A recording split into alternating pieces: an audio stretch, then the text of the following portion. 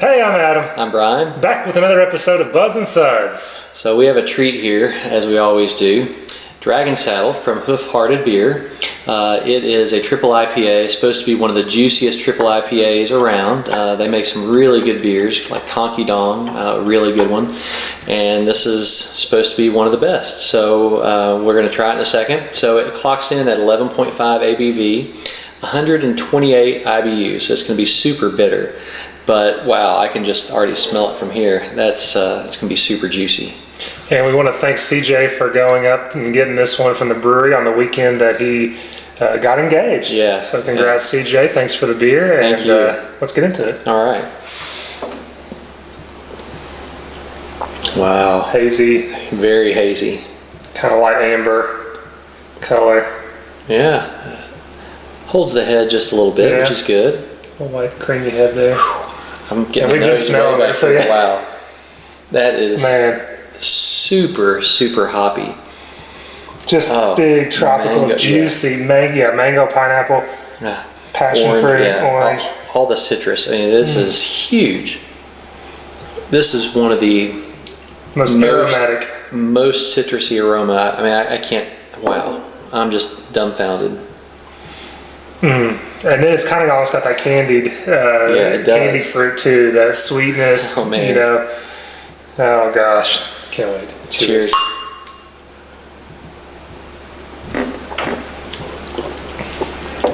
Oh wow. That's exactly what you'd expect. And it's a little bit sweet, but then you get the tropical notes, and then I get the bitterness. Couldn't agree more. That's exactly what I get as well. And again, 128 IBUs. I guess it's a little bit masked from the sweetness and the tropical notes because it's not just chewing away my tongue. It's just it sits there.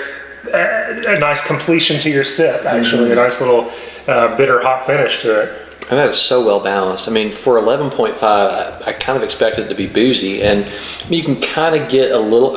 I get a little booziness to it, but just barely. But would you say this is any more boozy than any of the double IPAs we've done? I mean, no, not at all. You know, the 7-8% beers that we drink, and then this is clocking in at 11.5, which is wouldn't have thought that. It's like sorcery. It is. That's why it's a dragon on the front.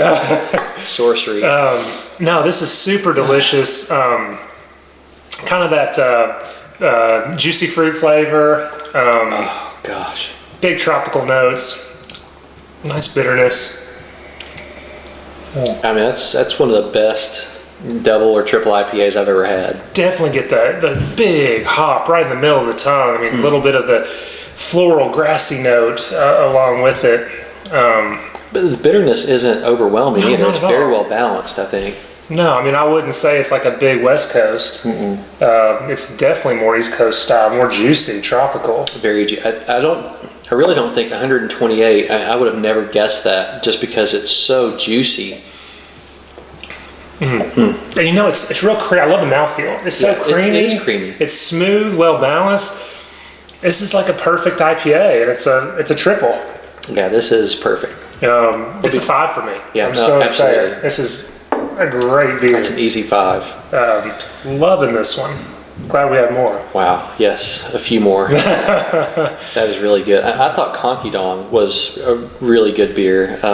Less well rated than this one, obviously, but I mean, this one, Conky Dong is one that you can just, I don't want to say chug, because you shouldn't chug a good beer, but that's one that you could, it's just a good session beer. You can drink that one over and over. I think the lingo is crushable. Crushable, okay. So that one's crushable. I think. This is sipper. But it's deceiving though. Like you said, it's well masked. So the video before this, we drank a 13% beer. Yeah. And this is an 11.5. Only 1.5 below that. Big difference in the perceived level of alcohol. Absolutely. But honestly, this is one I'd rather have over and over again. Yeah. Oh yeah. The big boozy ones are fun to like kind of sip on. Nice winter night by the fire, smoking a pipe. No, we don't really do Telling that. ghost stories. Yeah, we don't. Whatever. We don't. But no, seriously, those big stouts. That's what we're talking about. Is a big stout. Those are nice sippers. You just want a little bit. You don't want a lot. But like you said, this is something you could bust out and just drink a few cans of it, and then you'd be paying for it because it's 11.5%. But I agree 100%. I would drink this all the time. I love it. Yeah, you got to trade up for this. I mean, this is well worth it. What about compared to Heady? So Heady is a really heavy. I remember the IBU. Isn't it 100? Mm-hmm. It's not 10%, is it? I can't remember. Anyway, 8.5. All right. So how would you compare this to Heady? I know you don't. It's hard to remember exactly what it tasted like, but that was a super juicy. Yeah, it was. I like this better. I don't know. I'd like to say I like it better, but I don't trust my I don't trust my memory drinks anymore. I've said it before, but I think the only way to truly get a comparison when you're comparing top-notch beers is blinded side by side, as blind as it can be, because my memory doesn't serve me well. I know Heady's a 5. I know this is a 5. Yeah. If I had to guess, I think this is better, but I've guessed wrong before on beers that I ended up putting side by side and been wrong on. But this is great. We couldn't be happier with this one. This is awesome. You got to get this one, trade up, spend a little bit extra if you have to. It's well worth it. Yeah. And as always, if you can't have the beer you love the beer you have. Thanks. Oops.